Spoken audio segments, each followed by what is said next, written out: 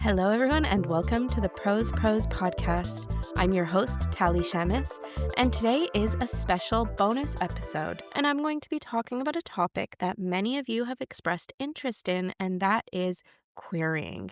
How to get your query right, how to be successful and land an agent. To give you a bit of background on me, I started writing my first manuscript in October of 2023. I finished that manuscript and started querying it that following summer, so summer of 2024. I was accepted into a mentorship program and got an offer of representation in October of 2024, but I was told that if I accepted the offer of representation, I wouldn't be able to do the mentorship. Mentorship was very important to me. That was something that I had been seeking out since I started writing. So I told the agent that I wanted to accept the mentorship. The agent graciously left her offer open until the end of the year, but the mentorship didn't finish until later than that. So I let that offer lapse. I worked on revising my manuscript and started re-querying it late February of 2025. At the same time, I started working on a new manuscript because my mentor suggested that I focus on something else just to distract myself. So this new manuscript quite literally just poured out of me. I enjoyed writing this book so much. I had such a great time. I finished writing it within 6 weeks, sent it off to my mentor, who I had hired this time around to edit the manuscript, and she had it back to me within a few weeks as well. Kelly Siskind, my mentor, now my editor, is absolutely fantastic. I would highly recommend her to anyone. I know she's quite busy, but her turnaround time and the work that she delivers is just impeccable. So now it's May. I have my edited manuscript, and in early June, I was accepted to appear on Books with Hooks. So I was incorporating my mentor's feedback while preparing the manuscript to appear on Carly, Bianca, and Cece's podcast.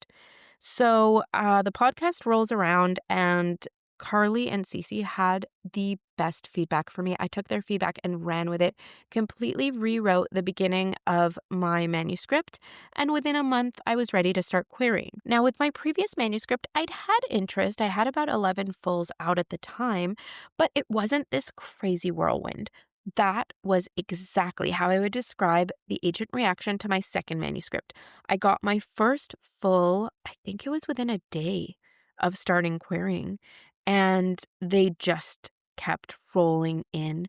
My first offer of representation came in late July. I think it was the 25th. It was whatever the Friday was at the end of July.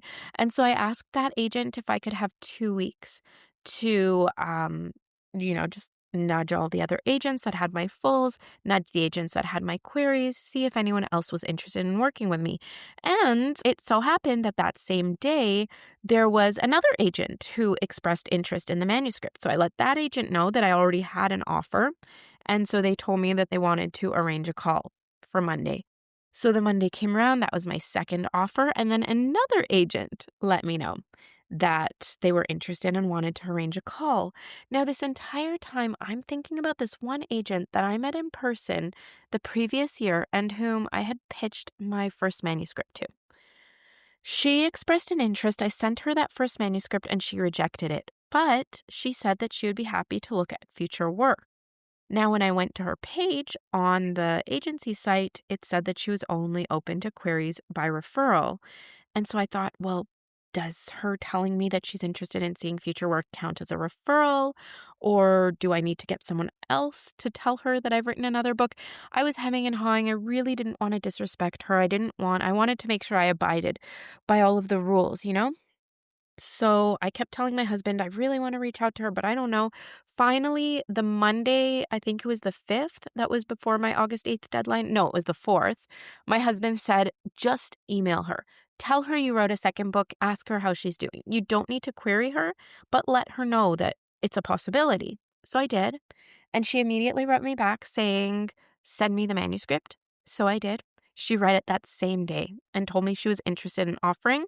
But there was another agent at her agency that she really wanted to get in on representation. She thought she had the expertise and she would do a great job. The problem was that other agent was on vacation. So I said, I want to work with you so badly, but I have had other agents ask me if I can extend my deadline. And I said no, because I really wanted to respect my offering agents. I set a deadline with them and that's it. I didn't want to keep pushing it back. And if I was going to accept one of those initial agent's offers, I didn't want to start our agent-client relationship on shaky footing where, I'm already pushing them back. They can already feel like they're not a priority. So the second agent, that first agent wanted to get involved, actually ended up reading my manuscript on the plane coming back from her vacation. And the day that she came back, they offered representation and said they wanted to set up a call. And Brenna and Marilyn at Transatlantic are now my agents, and they were my absolute dream agents. I could not be happier with how that worked out. So that is my extended story. Now let's get into the tips that I have for you. So I'm going to divide this podcast into two parts. In the first part, I'm going to be talking about tips in terms of making connections and networking, because I think that that is very, very important to be seen and to have your query letters stand out in, these infinite slush piles. In the second part of this episode, I am going to give you concrete tips to implement in your query letter that will help you position your manuscript in a way that will attract agent interest. I'm not saying that these tips will for sure get you an offer of representation, but they are things that I have noticed make a difference in querying. So let's get right into the tips in terms of networking, positioning yourself, making connections. Number one, go to conferences. In-person conferences can be very pricey, but there are many virtual options. So you want to go to these conferences in order to pitch agents. Ideally, you're going to these conferences once you already have your query letter and manuscript complete. That is one tip that I would tell any writer.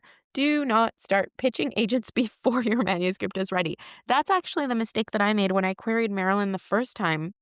I met her in June of 2024. At that point, my manuscript was not ready to start querying. Now, the thing is, I didn't tell her that it was complete. I told her that I was editing it. And she said, no problem, send it over whenever it's ready. But, I know nothing about the industry. And I'm thinking, if she wants this now, I need to get this to her now. What if she changes her mind in a month? What if she just has completely different tastes? What if she takes on 20 new clients and has no space?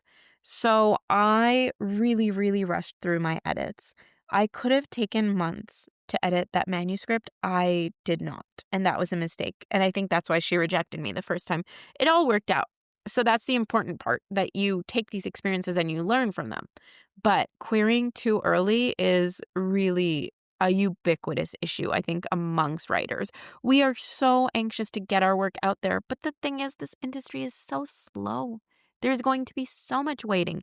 You're going to be waiting to hear back on your queries. You're going to be waiting to hear back when you're on submission. So it's not going to make a difference if you take a few months to perfect your manuscript. With that said, conferences. Pitching agents in person, I find, is really helpful because it lets your personality shine. I don't think it's necessary to pitch agents in person. 3 of my offers came from not in-person pitches, so clearly those work as well. But going to events, meeting agents, making connections helps you stand out from the slush pile. And at the end of the day, if an agent receives 2 query letters that are equally interesting, that both have good hooks, but they're looking to take on one client, they're probably going to be more likely to go with the client that they've met. And also, on the flip side, it's beneficial for you to meet an agent in person, or, when I say in person, I mean remotely as well. As long as you're talking to them face to face, it's beneficial for you to do that because you get to know if that's an agent that you want to work with. So let's talk a little bit about how these conferences and these pitch events work. You sign up, you pay to pitch each agent. You want to make sure that you're pitching agents who are looking for what you wrote. If you wrote a literary piece, you don't want to pitch an agent who's overly commercial. And I'm happy to record another podcast on all of these distinctions and how to satisfy an agent's manuscript wish list if you're interested in hearing that. Okay, so you decide which agents you want to pitch to. You pay for them. The day of the conference, you'll get a schedule, or ideally you'll get it in advance of the conference, and it will tell you the time slots when you sign on to pitch your agents. Different conferences, again, do this differently, but You might have 5 minutes, 10 minutes, even 15 minutes to pitch an agent. When I did my first conference, my first pitches, it didn't go overly well because I wasn't very organized. I didn't take them through my story as clearly as I could have. So what I learned as I did more of these conferences and pitch events is that the best strategy for me, at least, was just to read my query letter because that's what I'm going to be sending agents anyway. So if I'm pitching them, I might as well, have all of that information set out in a clear way like I do in my query letter. Now, you want to make sure that you have a strong query letter, and I will talk about some of the ways to have a strong query letter in the second part of this episode. But you've done all the work already. Why not just read out that query letter? Agents really don't mind. You're a writer. You're not an actor. There's no reason why you should need to memorize your script. Then the agent will tell you in that session, maybe this wasn't for them and they'll pass, or they'll ask you to send them either your query or a partial or a full. I think that a lot of writers expect their query to be at the top of the pile if they pitch via a conference because you're paying for it. But I don't think that that's necessarily true. I think that it will get you recognized. It will get the agent to think of your face when they read your name, which could help. But I don't think that it's necessarily a way to ensure that you're at the top of the pile. So just temper your expectations. Know that if you're going into a pitch event, you might get a pass. You might get an agent just ask you to query them the way that anyone else would. And that's fine because you have built that connection. You have made yourself recognizable. And that way you'll stand out when they do get to your query. So just try to temper your expectations. Okay, so now that we've talked a little bit about conferences and pitching agents, let's talk about joining writing groups and Discords. I think that this is so important. Number one, because you can make friends and have support, and that's great. But number two, because they're going to share opportunities, they're going to share feedback and advice, and that is crucial. This industry is very opaque. Everybody says that. It's hard to know what's what. So if you have a community of writers that are helping you out and saying, oh, I heard about this event, I heard about this contest, I heard about this pitch event going on Twitter or Blue Sky, whatever it may be, that is so helpful. These are all opportunities. Jump at any opportunity. For example, today, I just got an email that says free event, panel on horror writing with agents. I'm already agented. I'm not looking, to get another agent. I love my agents, but I RSVP'd right away. Of course, I write horror. I want to know what these people think. I want to make connections. Maybe I'll make a friend who's also there, who also writes horror. Maybe they can be my beta reader, my critique partner later on. You always see writers in their acknowledgments thank other writers for being there to support them. And that's because I think it's very difficult to succeed in this industry without support. It really, truly is. How would I recommend you find these groups? Get on social media, whatever your preferred method of social media is. Some agents say that Twitter is dead. I think that Twitter is still great for writers. Twitter is primarily written in format. So, I think that it's a great place to network with other writers, and that's where I've built a fantastic writing community. In terms of joining writing groups, you can also find groups in person. You can find groups through your local library. You can go on Facebook and search for writing groups. I actually joined a bunch of mom groups on Facebook, and then some women in there said, I'm looking to start a book club. And now I'm part of a book club that originated in those groups on Facebook. And it's really fun. We get together, we read books, we talk about books, and they actually read my first manuscript as one of their books. So that was great. I'm building community, and these people will hopefully be my readers when my books are on the shelves. This brings us to my third point that I wanted to touch on, my third and final point here in terms of networking and how to really establish yourself. As I mentioned, take every opportunity. Always keep learning, but be careful. This is what I really want to emphasize here. This industry can be predatory, and I especially saw that when I was just starting out. I have to say, I really don't see that content now. And that's why I think maybe people that are further along in their writing careers don't remember just how bad it is. But when I was just starting out, every other post on Facebook was somebody selling a, a course that promised query letter success. Somebody selling, this is how you're going to get your 6-figure book deal. And the problem is that these people are asking for exorbitant amounts of money without any real credentials under their belts. If this person seems to have shoddy credentials, consider whether this will actually get you where you want to go, or whether this is a cash grab and you are so desperate to see your dreams fulfilled that you're willing to throw money even if it's not going to be the most effective use. And I know how it is. I know how it is to so badly want to be a published writer. I can relate. But the problem is that you can sometimes get yourself further from your goal by focusing your resources inefficiently and ineffectively. And I think that there are also lots of free resources. As I mentioned just today, I got an email about a free event that was through Manuscript Academy for horror writers, and that's not something I had to pay for. I just signed up for it. Those are agents presenting. They're not going to try to sell me any services. They just want to talk about the horror genre, and I'm here for that discussion. Things that I have paid for that I think are of value are a Manuscript Academy membership. That was fantastic. I have paid for Cece Lira's courses. She is an agent, and her courses come from an agent's point of view, and I think that that has value to it. I have paid to attend conferences. I have paid to attend workshops, and I found those very useful. So just always look for credentials. Now, let's get into concrete tips on how to write a query letter that will stand out. First and foremost, and this is something that I posted about on Twitter, my biggest tips are threefold. Number 1, lead with a logline. Number 2, get your comps right.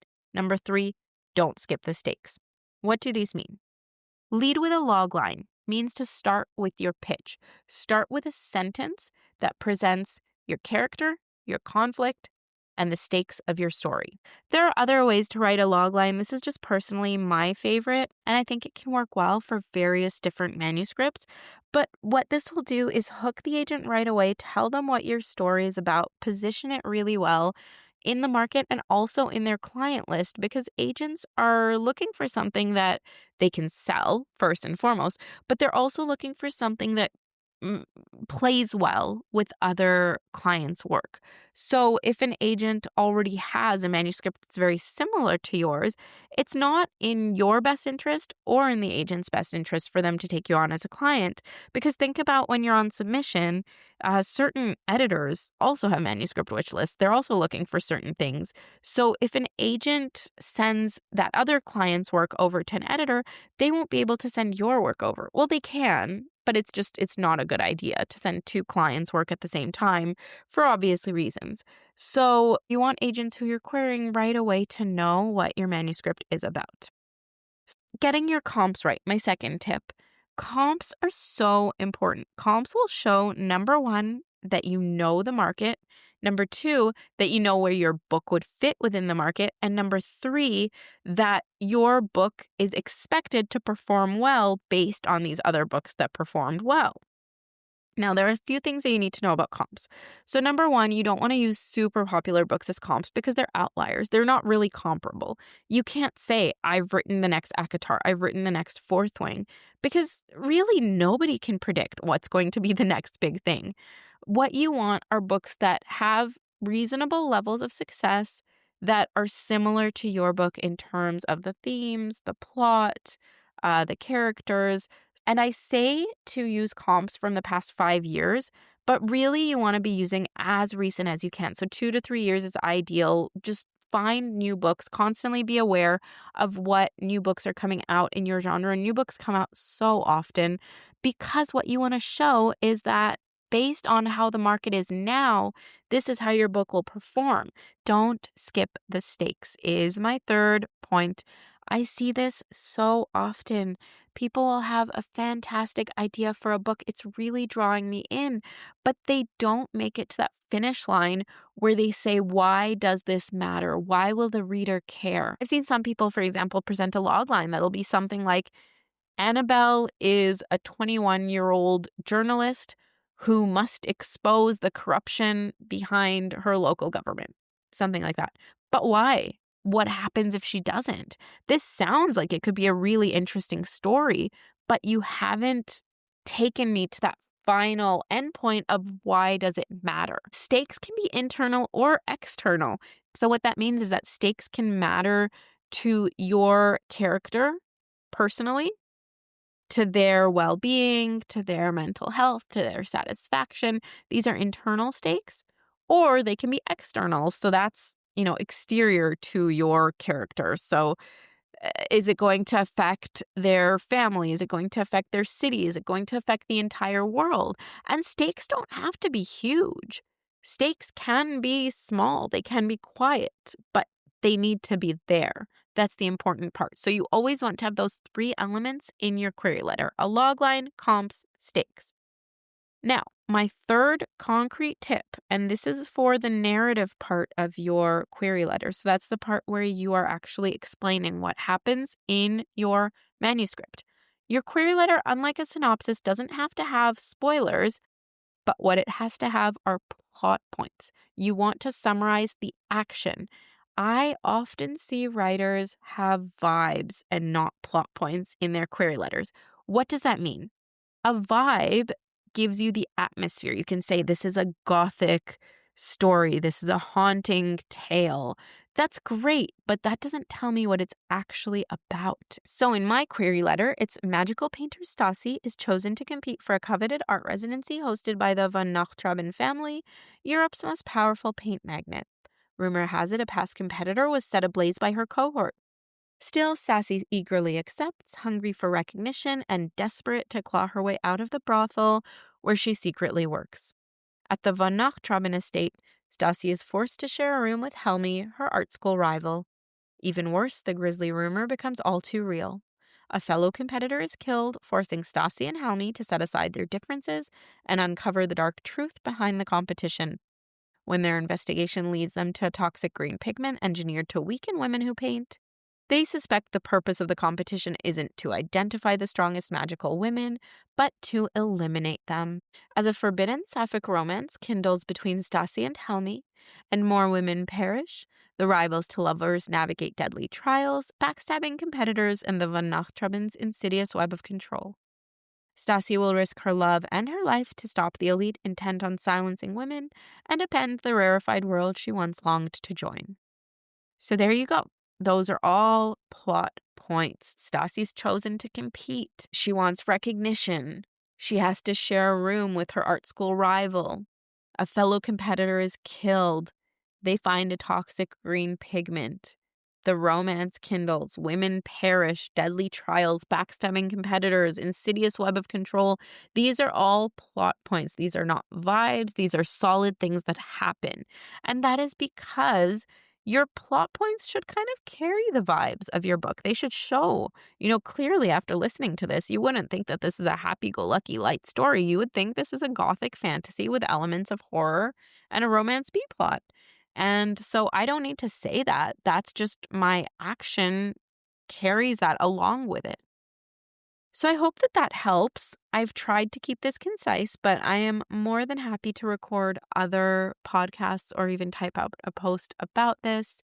If you want to see that, please let me know. I am more than happy to take requests. I personally have enjoyed this. It's like I'm sitting down to talk to my friends. Should I do this as a bonus episode once in a while? Anyway, thank you all so much for listening. I really hope you've enjoyed this episode. I've enjoyed recording it. And remember to tune in next Tuesday for the next episode of the ProsPros.